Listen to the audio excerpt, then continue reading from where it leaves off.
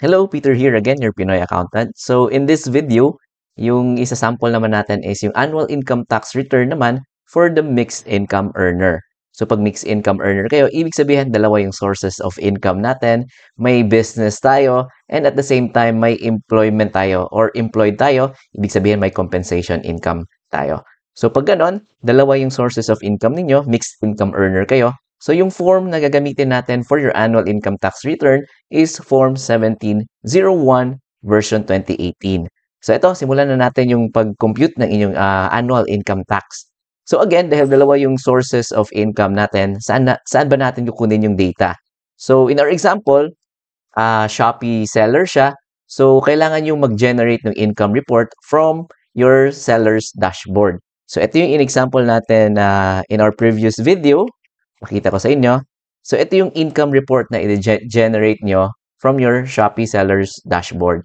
So, with this income report, makukuha na natin yung figures, yung sales figure ninyo, so that yun yung gagamitin natin as sa pag-compute ng 8% ninyo. So, ito yung example ng income report ng Shopee. So, again, quick review lang natin. Itong original product price, this will be your gross sales. And if ever may mga refund amount, mga ano to ninyo, mga sales returns, allowances, and discounts. Kagaya na itong mga vouchers and rebates, pag may figures dyan, pag may minus doon sa selling price, so ibig sabihin, yan yung sales returns, allowances, and discounts ninyo. Which is, yun yung net from your sales, gross sales, ima-minus from your gross sales, I mean, to get your net sales, which is the basis of your income tax due. So, again, ayan yung mga figures. So, total expense naman natin, so since 8% tayo, hindi masyadong, hindi siya relevant sa pag-compute ng income tax due natin dahil yung 8% is yung sa net sales lang yung basis. But in our example, napakita ko lang sa inyo again kung saan nyo ba i-record to. So if itemized deduction kasi kayo, yung mga expenses na ito, kagaya ng shipping fee, if ever may mga shouldered by the seller, pwede nyong i-deduct yan dun sa inyong pwede nyo i-claim, as expenses ninyo if it is ordinary and necessary sa inyong business. So again, ito, wala tayong shipping expense. Then in most cases, again, equal lang ito. But if ever may mga shouldered by the seller, pwede nyo i-claim yun as expense. So dito tayo sa fees and charges. So ito yung mga platform fees natin. AMS commission fee, service fee, and the support program fee, and the transaction fee. So again, ito lang yung i-add natin to determine your fees and charges. So yung total ito, again, is 19,023. And yung withholding tax natin, kailangan may Form 2307 naman yan so that mag-claim natin as deduction doon sa iyong income tax due. So again, for a more detailed explanation sa how did we come up with the figures, you can watch our previous video doon sa nag-compute tayo ng 8%, yung doon sa Shopee seller. So ito, nag-generate tayo October, November, and December. So again, yung key dito is yung working paper talaga yung important.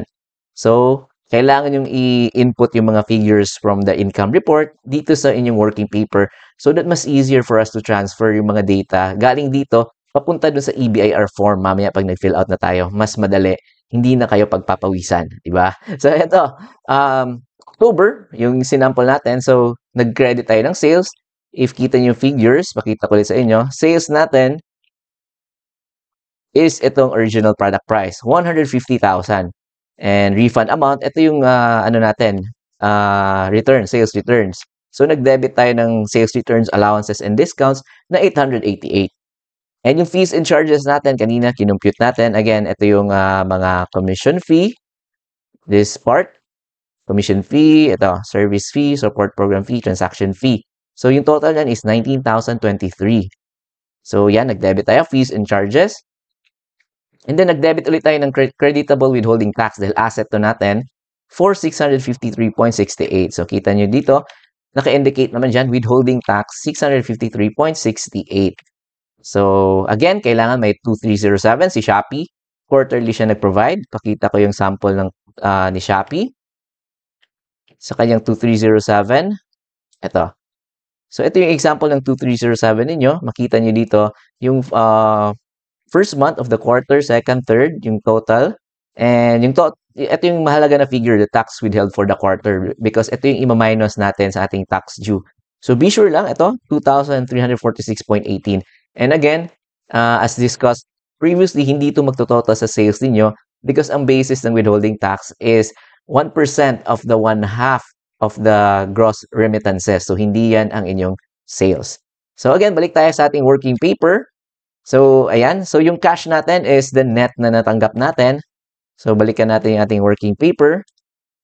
Ito, I mean yung source natin, yung income report. So total released amount, ito yung cash na natanggap natin is 129,435.32. So ayan yung nilagay natin na figure sa cash. So again, same procedure for the November and December. Actually, from January, if ever nag-start na kayo, January to December, ganun yung gagawin natin. Kailangan kasi natin makuha yung sales niyo, sales returns and allowances and discounts to get the net sales. So ito yung data natin for your 8% sa business ninyo. So yung next natin is yung sa compensation naman ninyo, ano yung source of data natin? Yung 2316, ito yung binibigay ng HR ninyo actually. 2316, makita ko sa inyo. So, ito yung 2316. Again, sa HR, yung HR ninyo magbibigay na to. So, ito yung certificate of compensation ninyo if ever employed kayo. So, bibigyan kayo ng inyong employer ng 2316. So, nakasaad dito, again, your name. Of course, kailangan yan. Luffy Monkey. Ayan, si Monkey D. Luffy, yung example natin. And, yung employer niya, nakalagay din dito, si Uchiha Corporation, located sa Konoha Village. And yung employer tin, nakalagay dyan. And dito na tayo sa summary. Ito yung important na figures na kailangan natin is the gross compensation. Yan. 888,000. Kailangan natin yan doon sa pag-fill out ng EBIR form mamaya. Gross compensation. And then ito ding total non-taxable exempt compensation. Kailangan natin yan to get the total itong taxable compensation income. So, no worries, yung HR ninyo or yung payroll specialist naman ninyo ang magko-compute nito and magbibigay sa inyo ng data na ito. And in most cases, ito yung kailangan natin na figure is the amount of taxes withheld, 80,100. So, in most cases, yung mga amount of taxes withheld nila, 80,100, I mean, tsaka yung tax due is magmamatch naman because may adjustment na ginagawa yung ating HR so that mag-equal talaga yung tax due ninyo for the taxable year of 2024 doon sa winidheld nila. And if ever may mga kulang, kakaltasan yung inyong sweldo for the January. So, ganyan yung usual na ginagawa ng HR. So, in most cases, again, equal yung tax due nyo doon sa amount of taxes withheld. So, eto, may data na tayo, may figures na tayo from our two sources of income. Yung first is yung sa ating business and itong sa compensation, 2316 yung kailangan natin. So ito, mag-start na tayo mag-fill out doon sa ating EBIR form. So ito, open na natin yung ating offline EBIR form. Again, free lang to. You can download it from the website of the BIR. So input nyo lang yung tax, yung TIN ninyo, and yung details sa COR ninyo. Yun lang yung kailangan natin, yung RDO code, line of business, lahat ng details na ito makakuha nyo sa inyong COR. So once you've done filling out yung profile ninyo, dito na tayo sa list of BIR forms. Again, yung gagamitin natin is, since mixed income earner tayo, 1701 and yung version is 2018. Dalawa kasi yung version nandito, baka yung older version yung mapili niyo, careful lang. 1701 and my 1701 version 2018. So ito yung pipiliin natin. I-click natin and then fill up. Okay natin. Ayan. Ayan. So, let's start filling out yung mga, fill out, actually very friendly naman tong EBIR form. So, if you fill out nyo lang yung mga kailangan natin fill outan, kagaya nito, for the year, be careful, 2024, again, yung iba, 2025 yung nilalagay. Yung pina-file natin na dito is for the taxable year na 2024, so that is from January 1, 2024 to December 31, 2024. So ito, amended return, again, no. Pag first time yung nag-file na to, no yan. And short period return, again, no. And then, check nyo lang yung TIN number nyo, tama. In most cases, tama yan. And taxpayer type, so dito na tayo. Since dalawa yung sources of income natin, again, business, single proprietor, and may compensation din tayo dahil employed tayo. So dalawa yung i-check din nyo. And then, let's proceed dito sa ATC. So, yung pipiliin natin is itong mixed income na tayo, itong sa dulo, and 8%.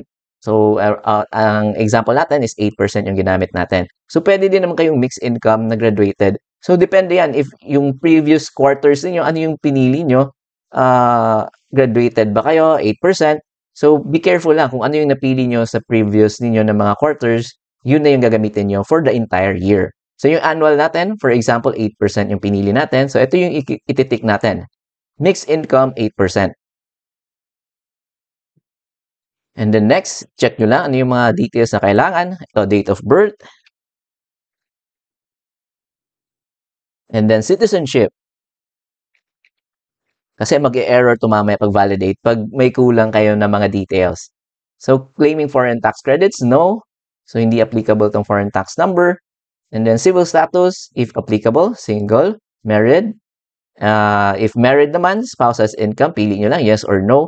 And filing status, usually, depende sa inyo, joint filing or separate filing. But in most cases, separate filing yung pinipili. And ito, income exempt from income tax. Again, this is no. Yes lang din yan pag BMBE. Again, sa ating mga BMBE, yes yung pipiliin nyo. So, maybe in our upcoming video, if may mga BMBE na income taxpayers dyan, comment lang kayo down below. So, gagawa natin ng video naman if BMBE kayo. So, ito, number 20, income subject to special preferential rate. In most cases, again, individual taxpayers, no yan. So, yung mga PESA, usually, yun yung may mga special rates. And dito na tayo sa tax rate. So, again, 8% yung pinili natin. So, wala na tayong method of deduction dito na applicable. So, simulan na natin yung mga data naman, yung mga numbers or figures na kailangan natin. So, dito sa total tax payable, wala tayong input dito. So, click natin yung next.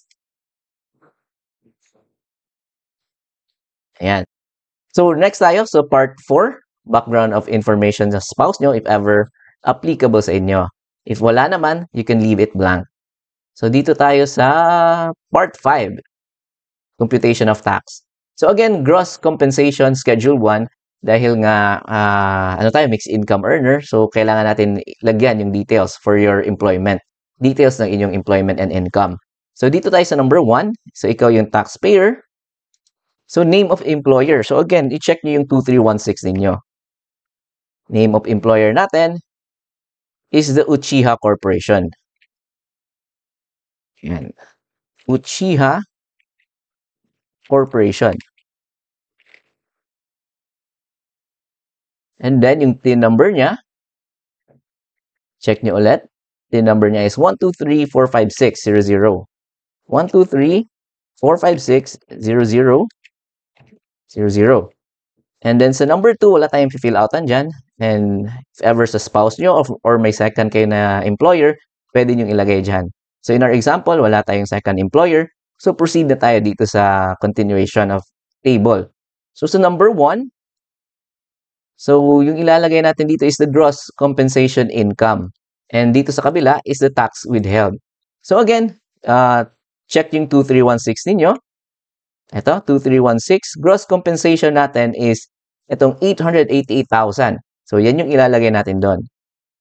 888,000. Tax withheld. Makita nyo dito. So, taxes withheld is 80,100. Ayan. So, sa 3A, so manual yung i-input to. Same lang yung figure actually dun sa number 1. And i-add nyo if may number 2 employer kayo. So, ito 888,000 and yung taxes withheld is 80,100. So, sa baba, hindi applicable sa spouse yan na details. So, dito na tayo sa Schedule 2. Gross compensation, again, 888,000. And yung non-taxable or exempt compensation, i-check nyo ulit yung 2316. Ito, total non-taxable exempt compensation is 200,000. So, yan yung ilalagay natin. 200,000. Yan. So, automatically, nag-compute siya na itong itong taxable compensation income na 688,000 and the tax due compensation income is 80,100. So, in most cases, ano yan? Equal yan dun sa 2316 nyo. Tax due, kita nyo? 80,100 and amount taxes withheld is 80,100. So, ayan. So, tapos na tayo dun sa portion ng ating employment or yung compensation income natin. So next is yung sa business na tayo. So pupunta tayo dito sa next dahil 8% yung pinili natin. So dito tayo sa 3.B for 8% flat income tax rate. So yung number 26, yung ilalagay natin dito is sales revenues, receipts, and fees net of sales returns, allowances, and discounts. So yung neto na if may mga sales returns kayo and discount. Again, balikan natin yung working paper natin. So ito yun, gross sales, net na kasi yung hinahanap niya na figure. So yung deducted na yung mga sales returns, allowances, and discounts. So ito yung ilalagay natin is the 2,099,553. Again, walang decimal point dito sa ating annual income tax return. So pag 49 cents pababa, i-drop drop down yung figure and i-round down, and if 50 cents pataas, i-round up natin. So ito, 2,099,553 yung ating ilalagay. 533, tama ba? 2,099,553, tama. So next natin, if pansin niyo, dito sa number 29, hindi na kayo makapag-input ng 250,000. Ganun kasi yan if mixed income earner kayo, so may compensation income kayo, and at the same time may business, hindi na tayo allowed ng reduction of 250,000. For ano lang to, purely self-employed individuals or professionals, yung less na 250,000, dahil yung rationale niyan is because yung gross, yung compensation natin is in-applyan na yan nung 250,000 na na benefit. So wala na tayong ma-deduct dyan na 250,000. So automatic na siya, yung taxable income natin is 2,099,533. So multiply nyo yung 8%, so that would give us 167,963. So dito sa ating example, nag-less pa tayo ng 250. So dahil mixed income earner kayo, wala na kayong 250. So times 8%, tingnan natin if tama ba yung figure, 167,964. 167,963 yung nakalagay. So ano lang to, mga rounding yung rounding error. So i-follow natin kung ano yung nakalagay dito sa ating EBIR form. So next natin is, actually malapit na tayo matapos, part 4. So makita niyo dito yung summary of income tax due. So again, that is the combination na yan, yung compensation nyo and yung business niyo. So 248,063 yung ating income tax due. So again, dito tayo sa part 7. So prior years excess credits, again, i-check nyo yung previous na annual ITR nyo for 2023. If may mga finorward kayo, if may mga excess credits, ibig sabihin mas malaki yung 2307 ninyo or mas malaki yung payment ninyo compared dun sa inyong income tax due. So ito, 0 in case, in our example, 0 yung ilalagay natin. And then tax payments for the first 3 quarters. Again, i-check nyo yung na-file nyo previously if may mga payments. So for example, nandito 50,000 yung binayad natin for the first, second, and third quarter. So yan yung ilalagay ninyo. So dito naman sa creditable tax withheld for the first 3 quarters, again, you may check yung previous na nyo na file, and pwede nyo din i-check yung working paper ninyo. So yung ating 3 quarters na 2307 is 7,649. So yan yung ilalagay natin dito, 7,649. And for the fourth quarter, again, ensure lang na may 2,307 na binigay si Shopee. So yung fourth quarter natin is 2,346. 2,346. So yung number 5, ito yung form 2316, automatic na siyang kinuha yung in-input natin kanina, yung tax withheld. Galing yan sa 2316. Yung ito, total taxes withheld, 80,100. So tama. So that would give us, ito, may payable pa tayo na 140,095, di ba? So next natin is itong, ano na tayo, dito na tayo sa reconciliation of net income per books against taxable income. Again, dahil 8% tayo, so yung ilalagay lang natin dito is yung inyong net sales. So yung net sales natin is 2 million. Again, check nyo yung working paper nyo. Ito, 2,099,553. 533. 2,099,553. So, ayan. So, complete na yung data natin. So, successfully, natapos natin yung pag-transfer ng data from our working paper papunta dito sa EBIR form, which is much easier and faster dahil nakapag-prepare na tayo ng ating working paper. So, balikan natin yung total tax payable sa page 1. So, again, ito na yung summary natin. Tax due is 248,063 and may mga tax credits tayo and payments na 140,095. And that would give us itong payable na 107,968. So, ito pala yung ano natin, payable. So, yung tax due, less yung mga tax credits and payments, ito yung tax payable pa natin na 107,968 pesos. So, again, pwede nyo itong you can pay it online. MyEG yung usual na ginagamit natin. With MyEG, pwede kayong mag-debit card, credit card, GCash, and pwede din Maya. So, ito, review natin. So, actually, if tapos na kayo mag-input, pwede nyo nang i-click itong validate. Ayan. So, kita nyo, validation successful. So, kumpleto yung mga figures na ilagay natin. So, pwede na natin itong i-submit. So, if ever naman may mga errors, ilalagay naman dyan. For example, item 1 to 10, may mga na-miss out kayo na details. So, ito, click natin OK. And then, save nyo. And then, print ninyo. So that you will have a copy. And again, i-submit ninyo. Ito, submit, and then OK. So once nakapag-submit na kayo, again, hintayin nyo yung tax return confirmation receipt sa inyong email before kayo mag-proceed sa payment. So again, tax return confirmation receipt, mag-i-email yan sa inyo. And nakalagay din doon yung mga payment facilities na pwede nyong gamitin to pay your tax payable. So, yun lang yung video natin for today. Pinakita ko lang sa inyo kung paano nyo i-complete yung 1701 or the annual income tax return for the mixed income earner. So, in our example, Shopee seller siya and at the same time, employed siya. So, yun lang yung video natin for today. My name is Peter, your Pinoy accountant. If may mga tanong kayo, just comment down below.